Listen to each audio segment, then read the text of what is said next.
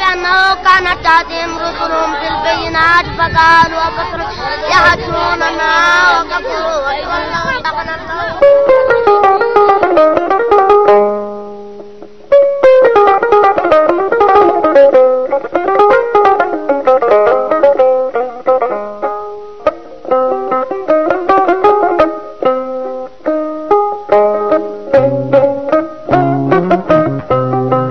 lekki mawki kin jeton wiyete ko ganki. Ki ganki woni ko lobali ko e nder diwan Matam ko dande mayo.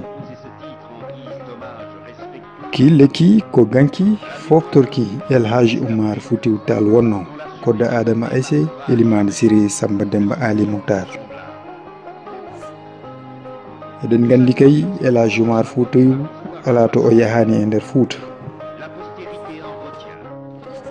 E ko ɗum saabi Oumar mo Foutanki wirnima kono majjani sibabunde ñande kala yimɓe ene kutoro nafoore makko ha e ñallagal hande ngal. Ki lekki mawki wiyeteki ganki ene juure e kala saha wonande yimɓe anduɓe ɗum ɓe. Oumar mo Foutanki gaynuɗo alquran ene yaare duuɓi 7 ko kanko wino go ko Allah woni goto, ɗiɗi tagodi fof mbaɗa ko e ɗiɗi e nder duna, tati aduna waɗi ko balɗe tati hanke hande e jango, nayi calli Allah ɗi waɗani en ɗi ko nayi funnage hirnage rewo e worgo, joyi Allah sarɗiɗe men ko gueɗe joyi.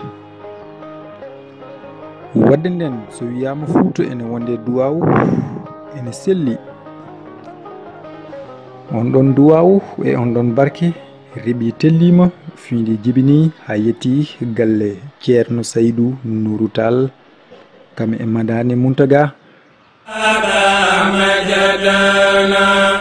Ya Mountaga on duwaw mo majjata niilata yolota ko reeni Fouta hande e jango ha to aduna haadi kala. Volori dine birnima Saydou lomtino talo birnima lomtini Saydou talam volori dine birnima Saydou lomtino talo birnima kala de mo yaali say koye Ceerno Saydou mamale non talo birnima lomtini Saydou kala de mo yaali Ceerno ay say lomtini non talo birnima kala de mo yaali say koye Ceerno Saydou mamale non talo birnima kala de mo yima no feewi haala bi wattinay jam non talo birnima